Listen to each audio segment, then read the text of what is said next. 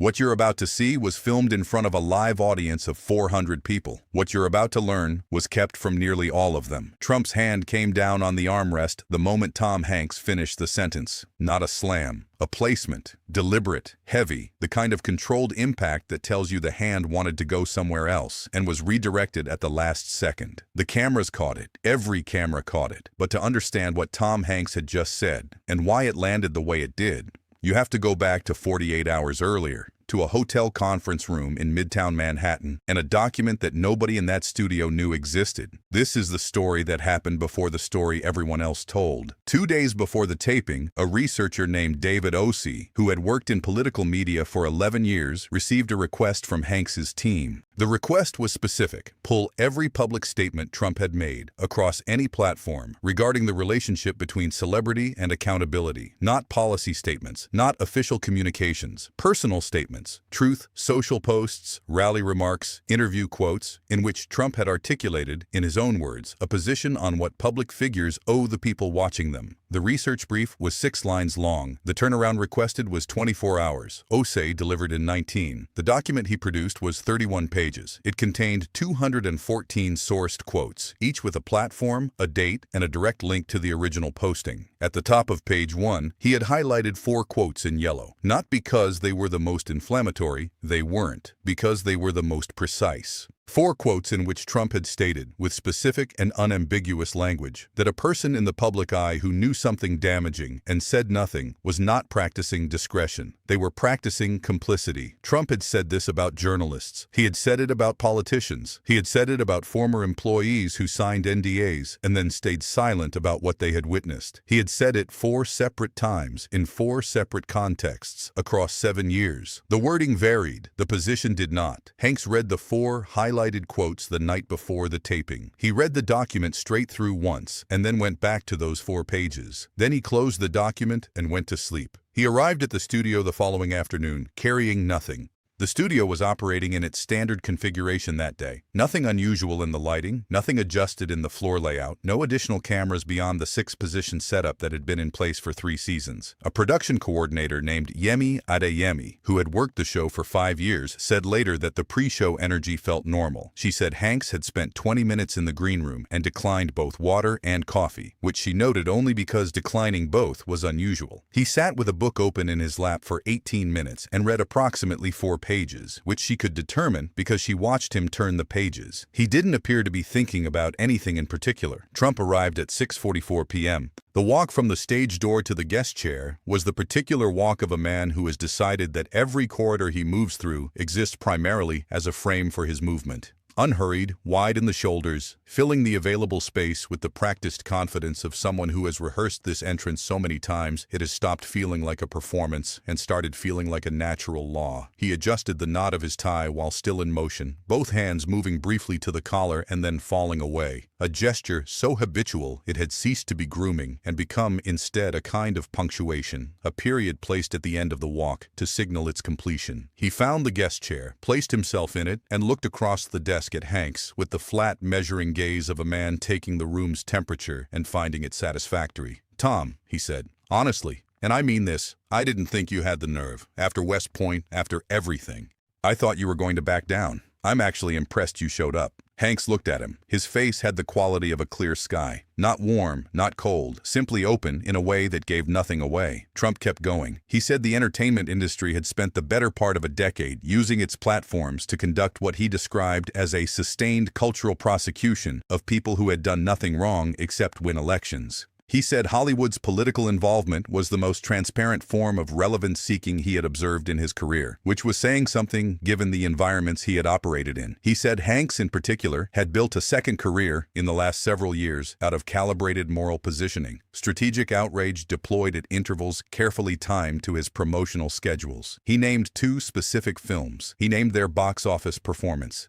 He said there was a correlation between Hanks's political visibility and his upcoming release windows that he found instructive. He said the ACLU letter, the one Hanks had signed alongside 400 other creatives condemning what it called the administration's assault on free expression, was a document whose real purpose was not advocacy but branding, signed by people who wanted the association, not the outcome. He called it a petition for people who wanted to be seen caring without the cost of actually caring. He said Hanks's name at the top of it was the most predictable thing that had happened in American public life since the last award ceremony. The dismissal arrived as a kind of gift. But I respect the hustle. I do. You found your lane. It's just not a lane that changes anything. You could feel what was happening before you could name it. Something in the way Hanks's hands rested in his lap, still not gripping, not fidgeting, simply placed, told you that the stillness was chosen, that it had been chosen before he walked into the building, that it was the first move in something that Trump had not yet recognized as a game. Hanks waited until the last sentence had fully cleared the room. Then he said, "I want to read you something." He reached into the inside pocket of his jacket, not under the desk, not from a folder on the desk surface, from his jacket pocket.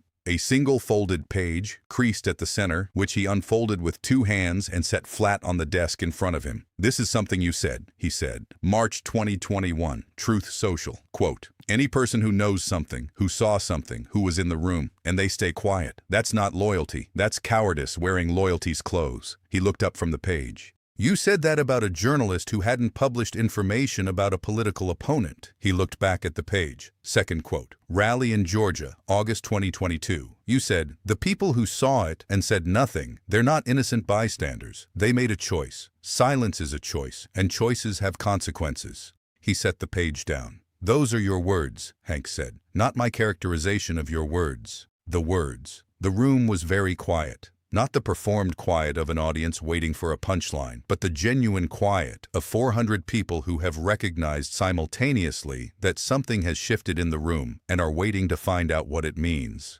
Trump said the quotes were being used out of context. Hanks said, "Tell me the context that changes them." Trump's jaw tightened. The words didn't come immediately. There was a gap of approximately 2 seconds between the jaw movement and the first syllable, a gap that was small in clock time and enormous in room time, the kind of gap that everyone present would remember and nobody would be able to describe precisely later. He said the quotes applied to specific situations involving specific categories of public obligation, and that applying them broadly to any person who chose not to speak publicly about anything was a misreading of what he had intended. Hanks nodded. He reached back into his jacket pocket. He produced a second folded page. Third quote, he said. Interview with the Washington Examiner, November 2023. You said, "I don't accept the specific situation defense. Either you believe in accountability or you don't. There's no version of it that only applies when it's convenient." He set the second page beside the first. The two pages sat on the desk surface between them like the architecture of an argument that had been built before either of them entered the room.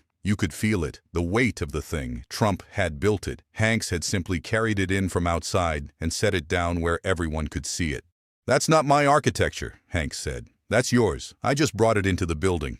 The word landed differently the second time it would land that night. Several audience members exchanged glances. A woman in the 6th row pressed both palms flat on her thighs. Trump's chest had been rising steadily over the last 4 minutes. Not dramatically, but visibly. The kind of respiratory escalation that a trained camera operator learns to follow because it tells you the room is about to change. His posture had contracted from the wide lateral claim of the opening to something tighter and more vertical. His right hand moved from the armrest to the lapel of his jacket, then back. His eyes had lost their flat measuring quality and taken on a slightly faster movement, settling briefly on the pages, then on Hanks, then on a point slightly above Hanks's left shoulder, as though searching for an exit in an architectural diagram that didn't include one. He said the quotes were from different contexts with different intended audiences, and that applying them as a unified position was intellectually dishonest. Hanks reached into his jacket pocket a third time. Fourth quote, he said, "Your own memoir, page 241. You wrote, 'The person who says context matters every time they get caught is the person who never meant what they said when they said it.'" He set the third page beside the other two. The 3 pages on the desk were a short document. They contained maybe 400 words between them. They contained no accusations, no editorial commentary, no framing beyond the citation of source and date. They were simply Trump's own positions, arranged in sequence, pointed at Trump. The room broke in the way rooms break when an argument has been completed before anyone has raised their voice. Not a shout, not a performance, but a slow recognition spreading outward from the center. A man in the third row covered his mouth with his closed hand. A woman 2 seats from the aisle leaned sideways toward the person next to her and then straightened without saying anything. From the back section, someone began clapping. A single person, a slow, deliberate rhythm, and then one more, and then 5 more, and then the kind of spreading that doesn't happen because anyone decided to start it. Trump's voice came up fast and sharp. He said it was a staged segment. He said the pages had been prepared by a team of people specifically to humiliate him.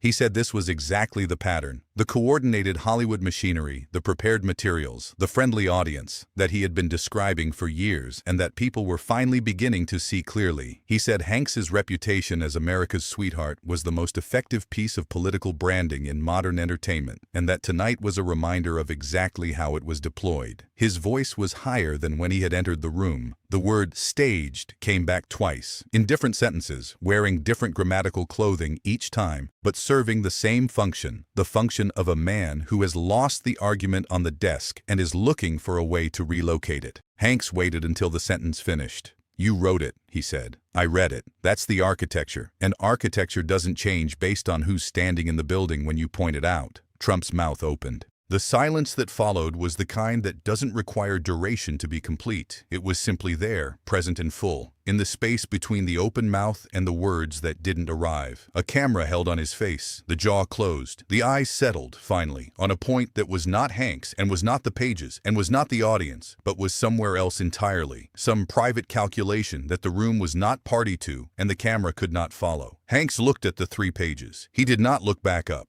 The clip of the open mouth, without context, without caption, accumulated 11 million views in its first 22 hours. The clip with context. The 3 pages, the sequence of quotes, the specific moment Hank said, "That's your architecture," accumulated 31 million in the same period. Trump posted 8 times between midnight and 4 a.m. Each post described the segment as fabricated, staged, coordinated, dishonest. Each post was screenshotted and placed beside the pages, which had been photographed clearly by 3 independent audience members and were fully legible in all 3 photographs. The photographs circulated on 6 platforms. The quotes were verified against their original sources by 4 separate fact-checking desks within 18 hours. All 4 verifications came back the same way: confirmed, unedited, in context. The news cycle moved to the quotes themselves, then to the pattern the quotes described, then to the question of what it meant that the argument against accountability had been assembled entirely from the words of the person being held accountable.